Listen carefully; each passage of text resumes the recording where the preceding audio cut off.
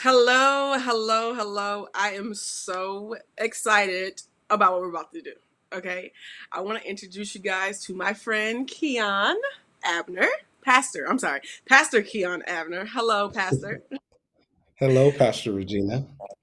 Yes, I'm super excited because we're going to talk about just the church and young adults. And honestly, Keon is so funny because anytime I call you, we ended up talking about this topic and we ended up on the phone forever.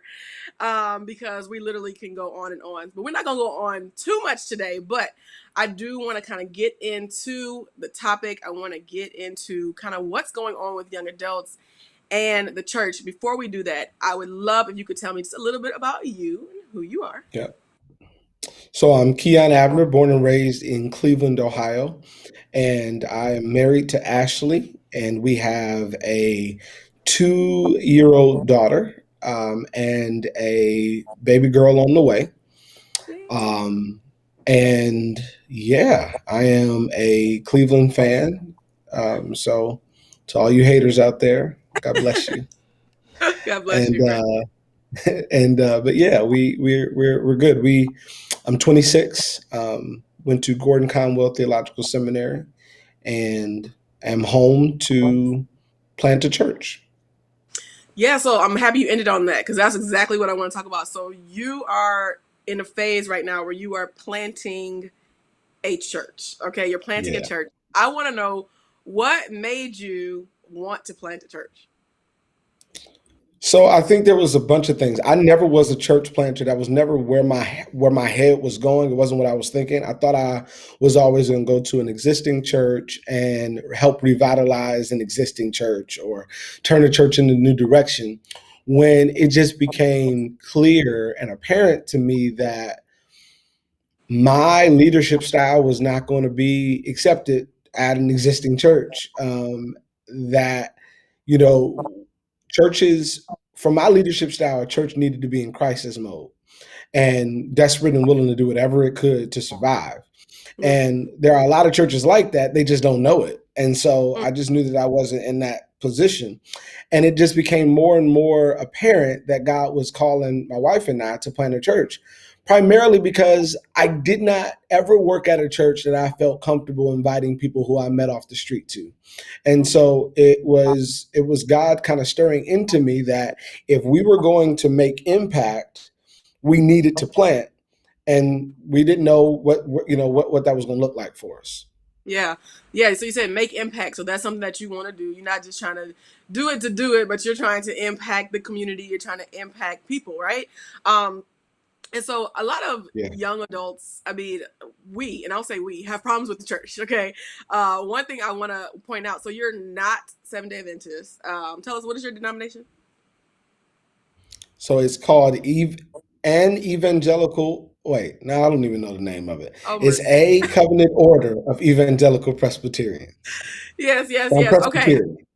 So you're Presbyterian, right? So you're Presbyterian. But one of the things I want to point out, because I think sometimes as Adventists and growing up in the Adventist church, sometimes we're just kind Yeah. of like, we feel like we're isolated. We feel like, oh man, our churches are like not, I guess we don't like where they're going, or we have issues with the leadership. But it's not just like a one denominational thing. It's just in general there is young people, we're crying out for something more when it comes to the church. Yeah. And It's so the I love the church fact in that, America.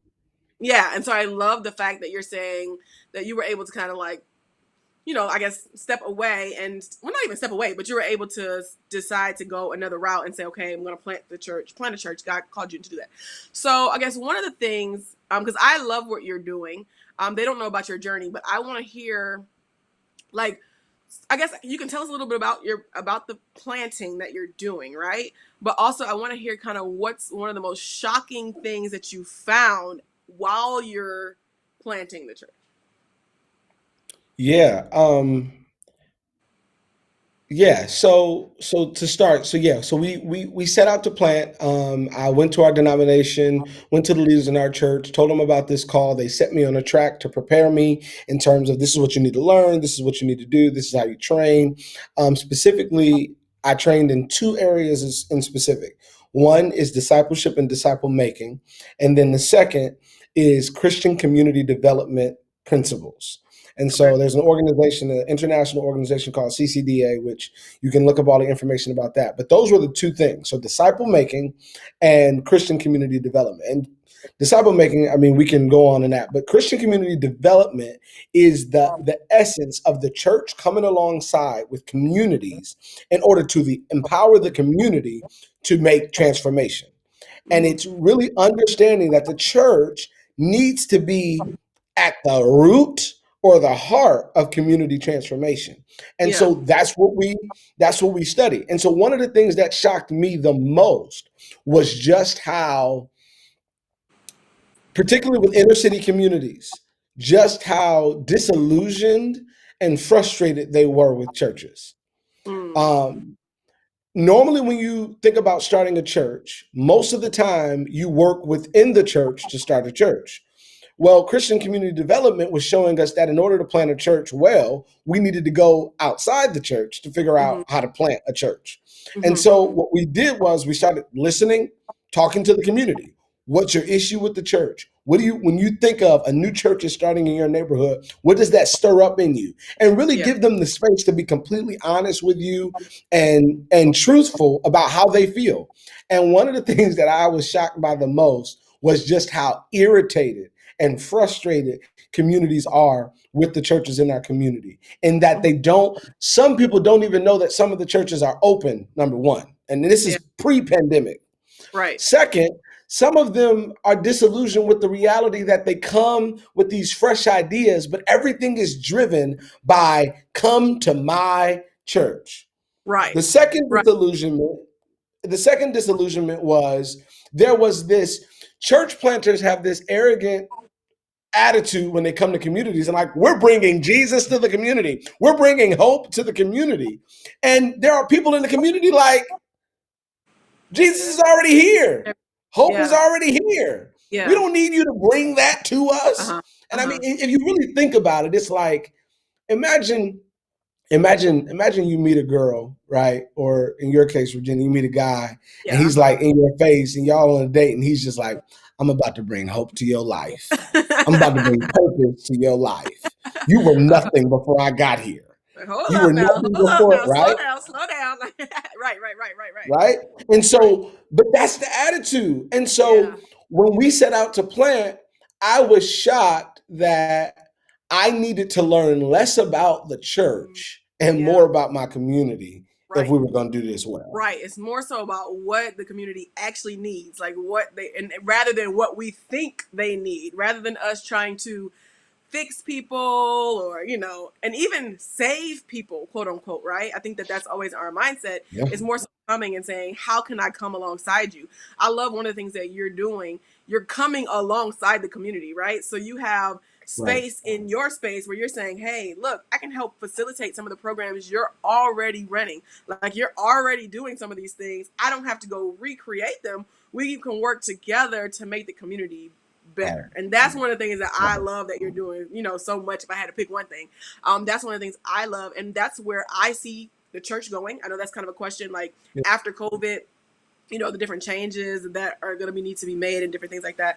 But I think even pre-COVID, after COVID, like that's where we have to be headed, rather than having this savior mentality that you mentioned, right? So I think, I Yeah. guess, okay, I have a question. So I think a lot of, because we can talk about the frustrations all day, okay? We can sit here and talk about the frustrations of Of the course. church, and I'm sure in the Of course. comments you guys can go ahead and just write out some of the things that you're frustrated with the church. We all have something, but I guess the question is, if we're frustrated, like, what do you tell the person that's frustrated and who's not a pastor, who is in a position to kind of go and plant their own church? Like, what do we tell those young adults?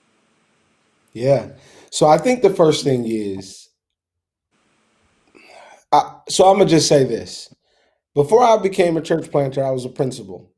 And what I always used to say when I was a principal was, if a parent came and complained to me about something in my school and they were not a part of the PTA, that was not going to be a good meeting.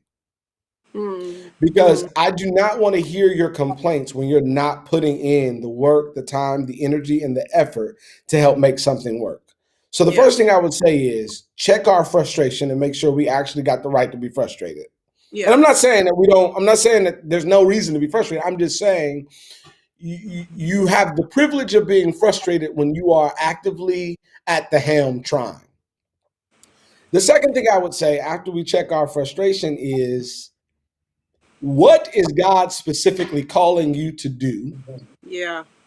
And based on what God is specifically calling you to do, how what is God teaching you in that process? Because a lot of times we read a book, we go to a conference, we listen to a TED talk, and we get this fresh revelation. And Yeah. now our job is to go force and get everybody around us to understand what God has just made us understand. And it's like, yes, but what is God doing in you? And what do you need to unlearn? What do you need to check? What do you need to really approach as you approach that work? Because it's like, right, okay, so now you got the right to be frustrated.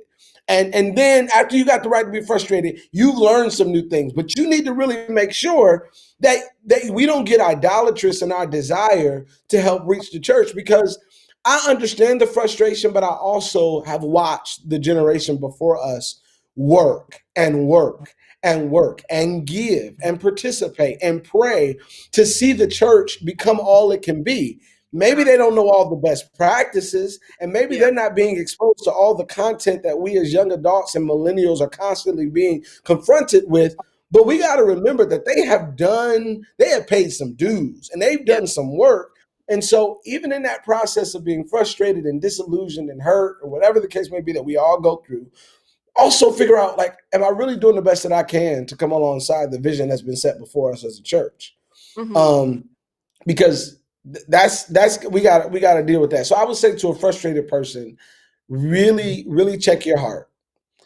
Really get in the helm, like get at the helm, get working, Hmm. because I found that the generation before us is less apprehensive to the things we want to implement when they see us working and when they Okay. see us actively involved in that work. You I'm gonna said stop. so much, but I didn't want to stop you because you was like you was going, so I didn't want to stop you. But yes, okay. So, like you said a few things. Like you said that we have to unlearn some things. I think sometimes I think that's something that we don't really realize. We kind of feel like, yo, I got the answers. Like you know what I'm saying. Like I know what I'm doing. But I think like just like you said, I think being raised up in the church, a lot of us do have to unlearn some things and also just to be a little more open when we come with our frustrations, open to learning. And that's what I hear you saying.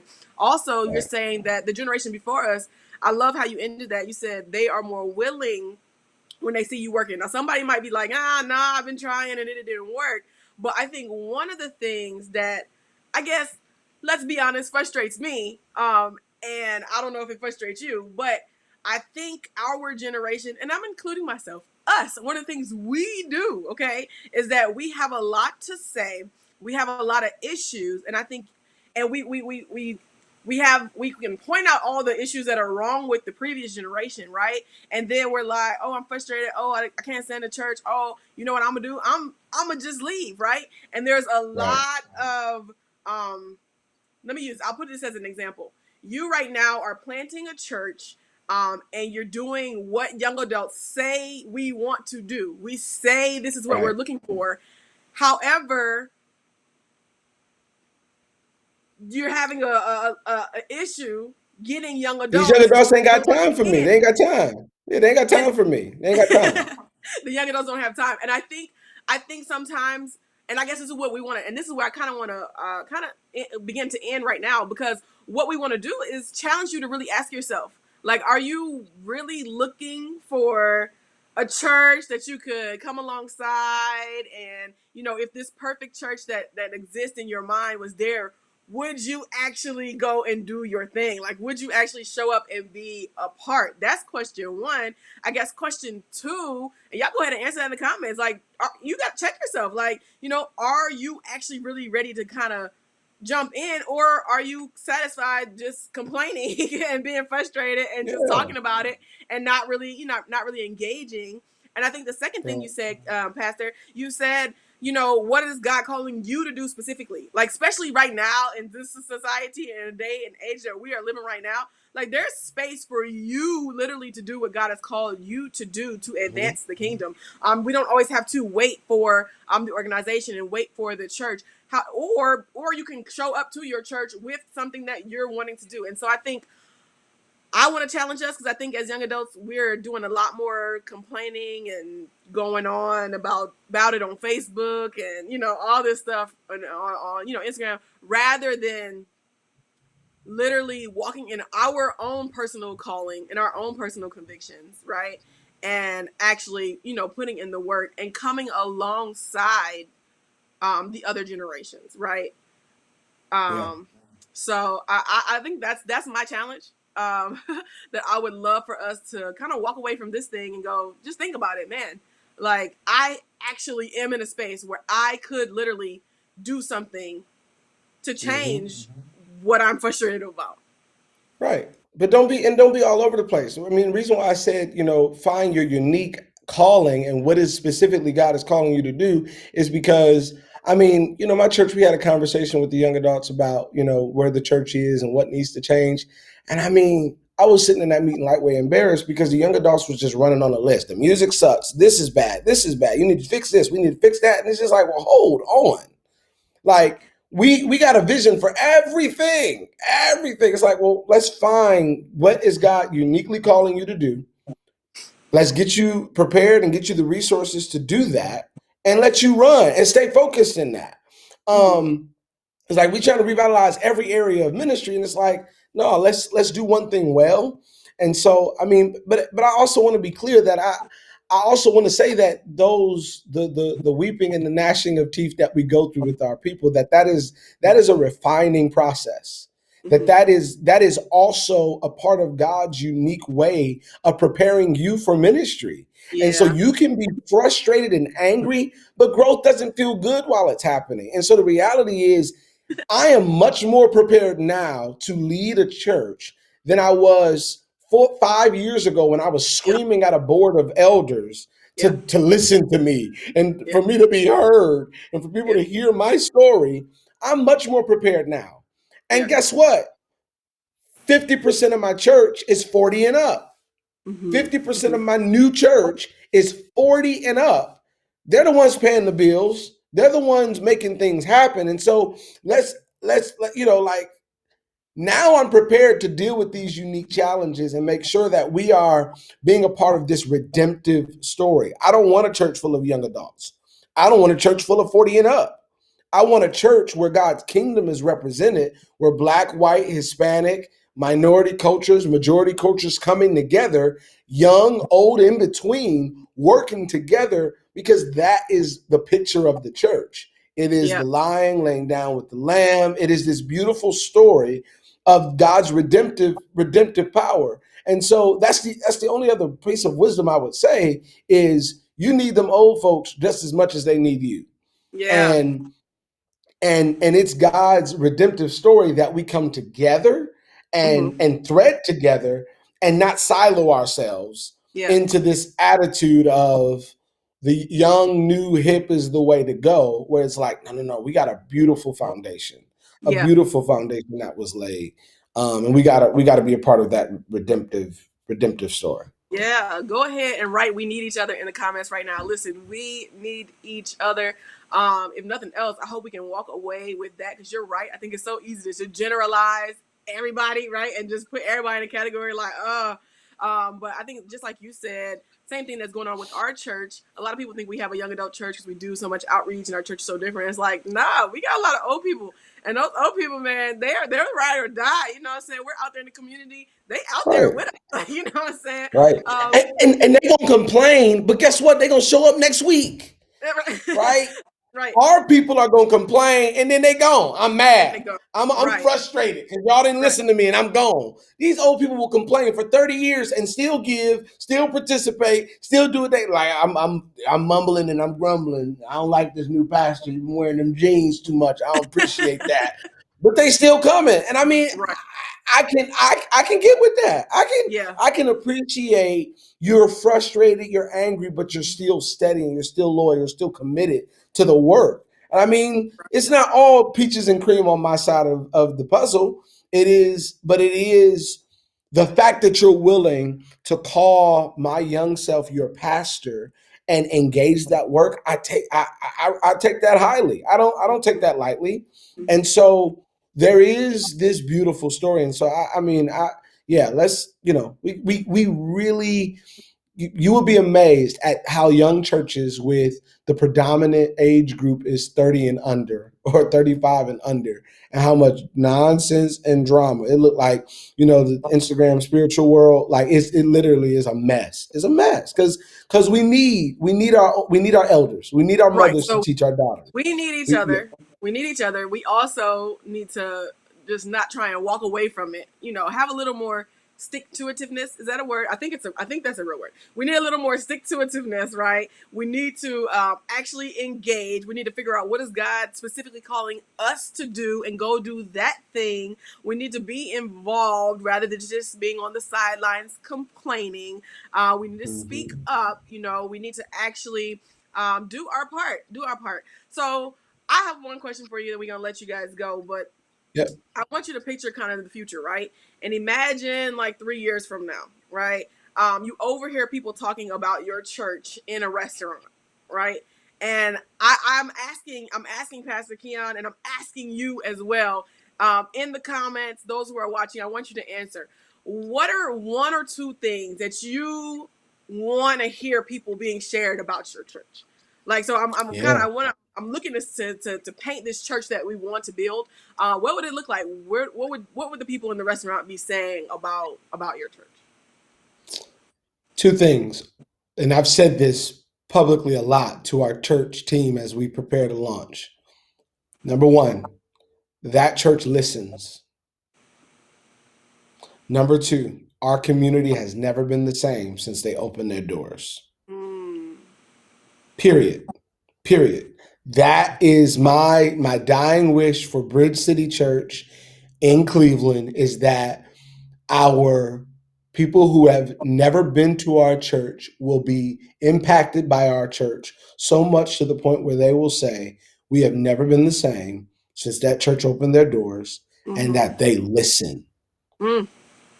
Like Yo, our church literally hosts listening parties with stakeholders in our communities for the express purpose of my staff, the elders of our church, people who will probably never worship with us, but they're willing to come and sit on our stage and grab a mic and share stories and dreams and hopes and fears for their community with our congregation, so that is embedded into every decision that we make, is embedded with those stories in mind.